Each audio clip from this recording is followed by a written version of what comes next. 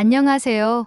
K감동 피플입니다. 여러분 지구 어딘가에 제2의 한국이 있다고 하면 믿으시겠어요? 거기는 음식, 건축, 자동차, 심지어 한글까지 한국의 모든 것을 받아들이고 심지어 더 열정적으로 실천하고 있는 나라입니다. 그곳에서는 한글을 배우지 않으면 직장도 못 구하고 한국어를 못하면 왕따가 되는 나라예요. 그만큼 이 나라는 한국을 필수 언어로 정한 유일한 나라입니다. 왜 그들은 한국을 이토록 사랑하게 되었을까요? 그리고 지금 이 나라는 한국의 장점만을 따라하며 세계 시장을 휩쓸고 있습니다. 오늘은 실제 한국보다 더 한국스러운 나라의 놀라운 이야기를 시작하겠습니다. 시작 전에 구독과 좋아요를 꼭 부탁드립니다. 나의 이름은 한승우. 나이는 43. 현재 나는 국내 굴지의 도시개발 전문 기업에서 해외 사업부를 총괄하고 있는 부장이다. 대학에선 도시공학을 전공했고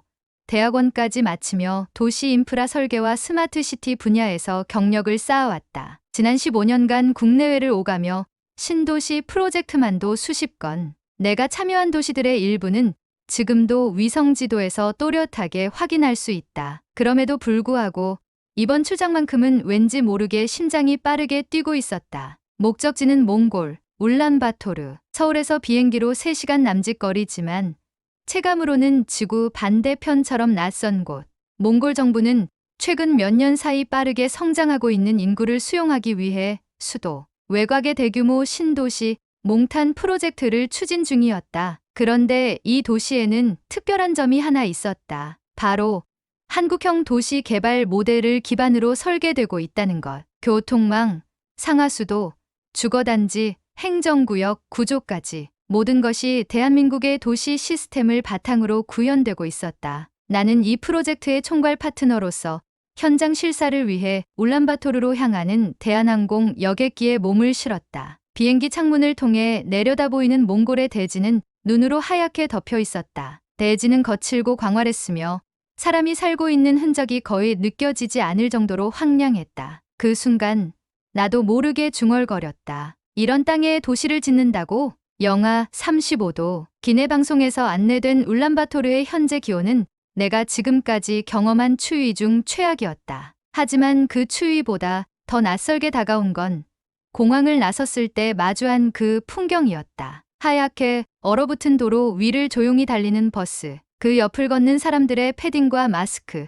심지어 그들이 들고 있는 배달의 민족 로고가 박힌 쇼핑백까지. 어디선가 본 듯한 장면이었다. 이거 한국이잖아. 현지 가이드가 반갑게 인사를 건넸다. 나와 함께 일정을 소화할 통역사이자 이 프로젝트의 현지 코디네이터인 바타르였다. 그는 유창한 한국어로 내게 말했다. 한 부장님, 어서 오십시오. 여기는 아직 개발 중이라 조금 불편하실 수도 있지만 최대한 한국처럼 준비해 놓았습니다. 한국처럼? 그 말이 낯설게 느껴졌다. 왜 이들은 몽골답게가 아니라 한국처럼을 꿈꾸는 걸까? 현장으로 이동하는 도중 나는 바타르에게 물었다. 정말 많은 나라들이 도시 개발을 도와줄 수 있었을 텐데 왜 하필 한국이죠? 그는 창밖을 바라보며 조용히 대답했다. 한국은요, 단지 도시를 만든 게 아니잖아요. 삶의 방식을 만든 나라잖아요. 그 말에 나는 할 말을 잃었다. 그저 도시를 설계하고 도로를 닦는 기술자가 아니라 누군가의 삶을 바꾸는 일에 내가 참여하고 있다는 자각. 무거운 책임감과 동시에 묘한 자부심이 가슴속 깊이 자리 잡았다. 현장은 생각보다 잘 정리되어 있었다. 철근 구조물이 세워진 건물 골조 사이사이로 인부들이 분주히 움직이고 있었고 거대한 현장 사무실엔 태극기와 몽골 국기가 나란히 걸려 있었다. 그리고 그 옆에는 한글로 적힌 문구가 눈에 들어왔다. 삶의 질을 높이는 도시, 모두가 행복한 몽탄. 나는 한참을 그 문구를 바라보며 서 있었다. 어릴 적 아버지가 말씀하신 기억이 떠올랐다. 도시는 사람이 살아가는 집단이야. 그냥 건물만 있는 게 도시가 아니야. 그 말이 이제야 완전히 이해되기 시작했다. 지금 내가 밟고 있는 이 땅은 단지 공사가 진행 중인 곳이 아니라 사람들의 꿈이 건설되고 있는 공간이었다. 그리고 그 꿈의 중심엔 한국이라는 나라가 있었다. 이질적이고 척박한 땅에서 느껴지는 익숙한 향기. 그것이 어쩌면 내가 느낀 낯설지 않은 감정의 정체였는지도 모르겠다. 내 가슴은 두근거렸다. 이번 출장은 단순한 업무 이상의 의미를 지니고 있었다. 내가 한국에서 익숙하게 누려온 것들이 지금 이 순간 누군가에겐 간절한 미래가 되고 있었다. 그리고 나는 그 미래를 함께 만드는 사람 중 하나였다. 그곳에서 나는 스스로에게 질문을 던지기 시작했다. 왜 하필 한국일까? 어떻게 이런 일이 가능했을까? 울란바토르 외곽.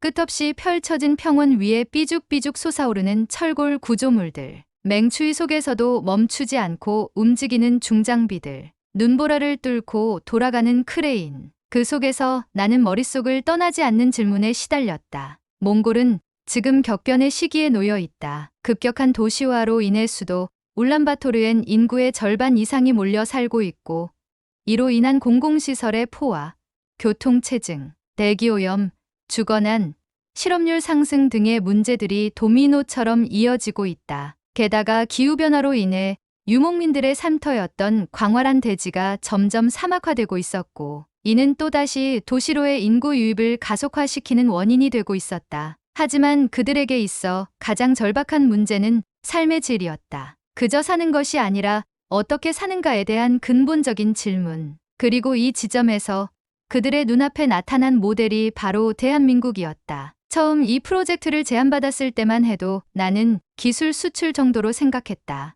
도로, 상하수도, 아파트 단지, 상업지구, 기술, 설계, 시스템, 실행. 그런데 몽골 사람들은 나를 그렇게 대하지 않았다. 단순한 전문가로 보는 게 아니었다. 그들은 내게 한국인으로서의 삶을 물었고 삶의 방식을 알고 싶어 했다. 현장 회의에서 만난 몽골 국토부 관계자 툴카 씨는 이렇게 말했다. 우린 아파트의 외형이 아니라 아파트가 주는 삶의 질을 부러워합니다. 그 말이 내게 깊이 박혔다. 그는 이어서 구체적인 그림을 그려 보였다. 아침에 따뜻한 바닥에서 눈을 뜨고 창문을 열면 미세먼지 없이 숨 쉴 수 있는 도시. 아이들이 안전하게 걸어서 학교에 가고 어르신들이 커뮤니티 센터에서 바둑을 두며 여생을 보내는 곳. 도시가 사람의 시간을 빼앗지 않고 오히려 삶을 풍요롭게 해주는 곳. 그런 도시가 한국이 우리에게 보여준 미래입니다. 그는 스마트폰을 꺼내 내게 영상을 보여주었다. 부산 해운대의 마천루, 세종시의 광역행정구역과 교통허브, 서울의 무인 지하철, 그리고 평범한 어느 아파트 단지에서 어르신들이 게이트볼을 즐기고 아이들이 영어 학원에서 나오며 엄마와 함께 치킨을 사가는 장면까지. 툴카는 영상에서 시선을 떼지 않은 채 말했다. 이게 저희에게는 유토피아처럼 보입니다. 우린 2025년에 이런 도시를 원하고 있고 2030년엔 이 삶의 방식을 우리 아이들이 자연스럽게 받아들이길 원합니다. 나는 그 순간 뭔가가 머리를 망치로 맞은 듯한 충격을 받았다. 내가 지금껏 쌓아온 경력, 도시개발의 기술과 논리, 경제성 분석, 효율성 따위가 전부는 아니었다. 사람들이 한국을 선택한 이유는 그런 것들이 아니라 삶을 디자인하는 나라였기 때문이었다. 몽골은 단지 도시를 짓고 있는 게 아니었다. 그들은 도시라는 하드웨어 위에 한국이라는 라이프 스타일 소프트웨어를 올리고 있었다. 공동연관 출입 보안 시스템, 24시간 수도 관리, 분리수거함의 디테일, 어린이 놀이터의 재질과 디자인, 학교와 주거지의 거리까지 그 모든 것 하나하나를 한국식으로 복제하려 하고 있었다. 심지어는 치킨 배달 시스템에까지 관심을 가지며 현지 스타트업들이 배달 플랫폼을 한국형으로 개발 중이라는 사실도 알게 되었다. 한국은 이제 그들에게 참조국이었다. 선진국이란 표현도 아니었다. 그들은 미국, 유럽이 아니라 대한민국을 참조국으로 삼고 있었다. 이것이 가능했던 데는 여러 이유가 있었다. 첫째는 한국의 도시화 경험이다. 불과 반세기 전만 해도 허허벌판이었던 서울 강남이 지금은 세계적인 대도시로 변모한 사례는 많은 개발도상국들에게 현실적인 희망으로 다가왔다. 그들은 한국을 보고 말한다. 우린 미국처럼 될 수 없지만 한국처럼은 될 수 있어요. 둘째는 한국의 디지털 인프라와 효율성, 공공시스템의 디지털화, 모바일 기반 행정, 고속통신망, 정확한 교통 정보, 스마트 시티의 표준화. 이 모든 것은 그들에게 바로 지금 도입 가능한 현실적인 기술이었다. 셋째는 한국의 일상에 녹아든 공동체 문화, 이웃과 함께 김장을 하고 자율적으로 분리수거를 하고 아이를 함께 돌보는 문화. 이 사회적 신뢰가 도시를 더 안전하고 따뜻하게 만든다는 사실은 단순한 인프라로는 결코 설명할 수 없는 부분이었다. 넷째는 바로 한류, K-드라마, K-팝, K-음식, K-뷰티로 대표되는 한국 문화의 세계적 확산은 한국처럼 살고 싶다는 동기를 자연스럽게 만들어냈다. 드라마에서 본 아파트가 진짜로 존재해요. 치킨 진짜 그렇게 맛있어요? 이런 질문들이 몽골 현지 청년들 사이에서 나오고 있었다. 결국 한국은 지금 누군가에게 단순한 선진국이 아니라 삶의 방향을 제시하는 기준이 된 것이다. 나는 그날 밤 호텔 방 창밖을 바라보며 오랜 시간 잠들지 못했다. 낯선 이국의 밤하늘 아래 나는 처음으로 도시를 단지 인프라가 아닌 사람들의 꿈으로 바라보게 되었다. 우리가 너무 당연하게 여겨왔던 일상, 따뜻한 방바닥, 질서정연한 지하철, 24시간 편의점, 배달 오는 치킨. 그 모든 것들이 지금 이 순간 이 땅에선 혁신이자 희망이 되고 있었다. 그리고 나는 그 희망을 전하는 사람 중 하나였다. 그 사실 하나만으로도 내 삶이 조금은 특별하게 느껴졌다. 몽탄 신도시는 단순한 도시개발 프로젝트가 아니었다. 거대한 평원 위에 아파트와 상업지구를 짓는 것이 아니라 그들만의 새로운 삶을 디자인하는 일이었다. 그리고 그 핵심에 한국의 일상이 있었다. 나는 이 프로젝트가 시작되기 전까지 도시개발이란 결국 땅을 나누고 건물을 세우는 기술적인 문제라고 생각했다. 하지만 몽탄 현장을 거듭 둘러보면서 내 생각은 완전히 달라지기 시작했다. 한국의 도시 설계 철학, 에너지 효율 시스템, 그리고 디지털 기반 행정 서비스까지 통째로 수입된 몽탄 신도시는 어떻게 보면 하나의 문화적 확장체였다. 무려 영하 40도를 넘나드는 혹한의 땅에서조차 실내에선 맨발로 돌아다닐 수 있게 설계된 바닥 난방 시스템. 혹독한 기후를 이겨내기 위해 2중, 3중으로 시공된 단열벽과 창호 시스템. 창문 하나, 문턱 하나에도 기후와 사람을 고려한 디테일이 녹아 있었다. 그리고 이 모든 것은 대한민국의 평범한 일상에서 비롯된 기술이었다. 몽골 현지 건설 관계자 중 한 명인 에느바야르는 어느 날 나와 눈을 맞추며 이렇게 말했다. 한 부장님, 저희는 처음엔 단순히 한국처럼 멋진 건물을 원했어요. 겉모습이 멋있고 도시가 반듯하고 밤엔 불빛이 반짝이는 그런 도시요. 그런데 어느 날 한국 기술자들이 보내온 설계도면을 보고 놀랐습니다. 그가 꺼내든 설계도에는 이런 문구가 있었다. 어르신들 눈높이에 맞춘 낮은 높이의 주방 수납장, 유모차 진입이 가능한 경사로, 아동 전용 놀이 공간의 일조량, 가이드, 시각장애인을 위한 점자블록 및 음성 안내 시스템. 이런 설계는 저희한텐 생소했어요. 아니, 생각도 못했던 거예요. 그의 목소리엔 감동과 놀라움이 뒤섞여 있었다. 그 순간 깨달았죠. 한국은 단순히 기술을 수출하는 게 아니라 사람을 중심에 둔 기술을 수출하고 있다는 걸요. 그 말을 듣고 나는 할 말을 잃었다. 몽골에 파견된 우리 기술진들이 고민하고 조율하며 보낸 그 수많은 사소한 설계 요소들. 그것들은 대단한 첨단 기술이 아니라 우리가 너무도 당연하게 여겼던 일상 속 배려였다. 그중 하나가 바로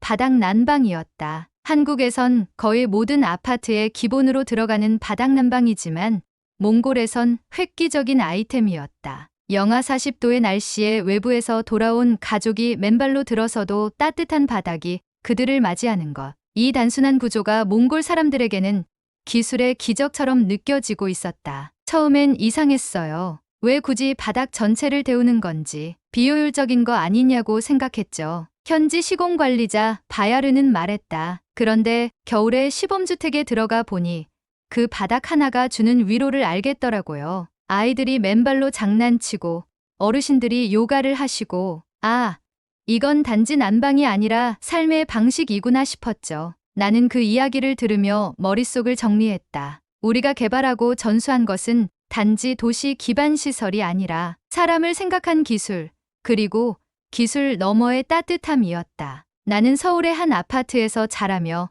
이 모든 것을 너무나도 자연스럽게 받아들였다. 비 오는 날에도 무릉덩이 없는 인도를 걸었고 엘리베이터에 자동 음성 안내가 나오며 동마다 작은 도서관과 헬스장이 있는 생활을 너무 당연하게 여겨왔다. 그런데 그 당연한 것이 누군가에겐 혁신이자 감동이 되는 세상이 있다는 걸 나는 이곳 몽골에서 처음 깨닫게 되었다. 또 하나 인상 깊었던 것은 한국의 쓰레기 분리수거 시스템이었다. 몽탄 신도시에는 한국의 쓰레기 배출 체계가 거의 그대로 도입되었다. 음식물 쓰레기 RFID 배출기, 재활용 분류함, 종량제 봉투. 현지 주민들 사이에선 이 시스템이 처음엔 너무 복잡하다며 불만도 있었지만 조금씩 배워가며 이제는 자신들이 선진국 시민이 된 것 같다는 자부심을 갖기 시작했다. 아이들 학교에선 한국의 환경 보호 문화까지 함께 교육하고 있었다. 왜 플라스틱과 종이를 따로 버려야 하나요?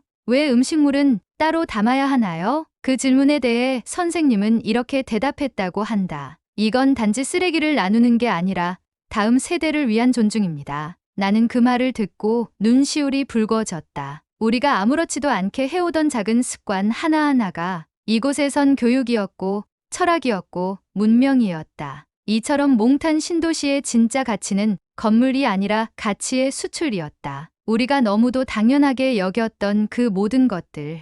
안전, 청결, 질서, 배려, 연결. 그 전부가 지금 이 도시를 통해 새롭게 태어나고 있었다. 나는 이곳에서 단순히 업무를 수행하는 기술자가 아니라 한국이라는 나라의 삶의 방식을 대표하는 대사다스처럼 느껴졌다. 그리고 이 깨달음은 내게 이전과는 다른 책임감을 심어주었다. 한국이란 나라는 지금 단순한 도시 개발의 수출국이 아니라 사람을 생각하는 기술과 문화의 수출국이었다. 이제 나는 확신한다. 우리가 만든 도시의 본질은 단순한 구조물이 아니다. 그 속에서 살아갈 사람들의 삶, 웃음, 따뜻함, 그리고 그들이 서로를 배려하는 방식. 바로 그 기술 너머의 따뜻함이 몽탄 신도시의 진짜 모습이었다. 출장을 마치고 돌아오는 비행기 안.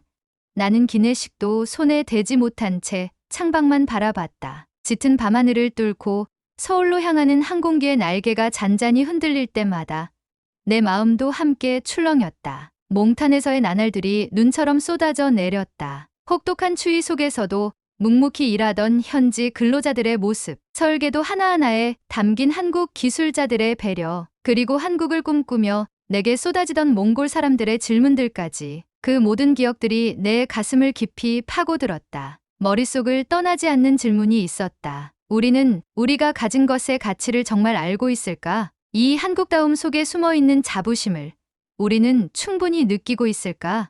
한국, 내가 태어나 자라고 지금까지 살아온 나라, 너무 익숙해서 가끔은 불평만 늘어놓던 그 나라가 누군가에겐 꿈이고 목표였다는 사실이 내겐 믿기 힘들 만큼 낯설고도 충격적이었다. 우리는 늘 더 큰 것을 바라보며 선진국을 부러워했다. 미국의 자율성, 유럽의 복지, 일본의 정밀함. 그렇게 비교하며 부족하다고 생각하며 언젠가 따라잡겠다고 다짐했다. 하지만 지금 누군가는 우리를 부러워하고 있었다. 한국의 대중교통 시스템, 보건복지 체계, 동네 도서관, 공공 와이파이, 키오스크, 그리고 무엇보다 사람을 중심에 둔 시스템의 따뜻함이 그들의 부러움의 대상이었다. 한국처럼 살고 싶다. 몽골에서 그 말을 처음 들었을 땐 그저 외교적인 수사인 줄 알았다. 하지만 현장 곳곳에서 들려온 사람들의 진심 어린 이야기들은 그 말이 단순한 구호가 아님을 깨닫게 했다. 한국에서 당연하게 여겨지던 모든 것들이 외국인의 눈엔 경이로 보이고 있었다. 나는 떠올렸다. 우리 부모님이 살아온 시대를, 그들이 겪은 가난과 산업화, 6.25 전쟁의 폐허 위에서부터 시작한 눈물겨운 역사, 그리고 그 위에 우리가 쌓아올린 지금의 도시, 시스템, 문화. 그것은 단지 건물이나 제도의 발전이 아니라 사람과 사람 사이를 이어주는 정성의 누적이었다. 지금 우리가 누리는 따뜻한 바닥, 정돈된 거리, 시간 맞춰 도착하는 지하철, 무심코 지나치던 아파트 단지 안의 작은 정원, 엘리베이터 안에서 흘러나오는 안전 안내 방송, 그 모든 것 하나하나가 전 세계에 자랑할 수 있는 한국의 일상 기술이자 삶의 방식이었다. 이제는 우리가 누군가의 뒷모습을 좇는 것이 아니라 누군가가 우리의 삶을 따라 배우는 시대가 되었다는 것을 자각해야 한다. 그것은 단지 국력이 커졌다는 자부심이 아니라 사람을 중심에 둔 사회가 얼마나 위대한 가치를 가지는지를 세상이 인정하고 있다는 뜻이었다. 그리고 그 중심엔 K-드라마도 K-팝도 있지만 그보다 더 본질적인 것이 있었다. 바로 한국인 특유의 정칭. 그 정은 이웃과 반찬을 나누고 눈 오는 날이면 낯선 이웃의 차를 밀어주며 거리에서 우산 하나를 나누는 마음에서부터 시작된다. 삶을 위한 기술력. 그 기술은 초고속 인터넷이나 스마트폰만을 뜻하지 않는다. 겨울에도 따뜻한 집을 만들고 누구도 소외되지 않도록 설계하는 건축의 배려, 혼잡하지 않도록 배치된 버스 정류장과 엄마들이 유모차로 다닐 수 있도록 설계된 인도의 경사, 그리고 공동체를 위한 배려. 이 배려는 눈에 보이지 않는다. 하지만 아이가 학교를 다녀오는 길에 느끼는 안정감, 홀로 사는 어르신이 동네 마트에서 인사받는 온기, 지하철에서 자리를 양보하는 손길 속에 담겨 있다. 이 모든 것이 우리가 만든 한국의 힘이었다. 비행기는 곧 인천국제공항 착륙을 준비한다는 기내 방송을 흘려보내고 있었다. 창밖으로는 점점 선명해지는 서울의 불빛이 눈에 들어왔다. 그 빛들은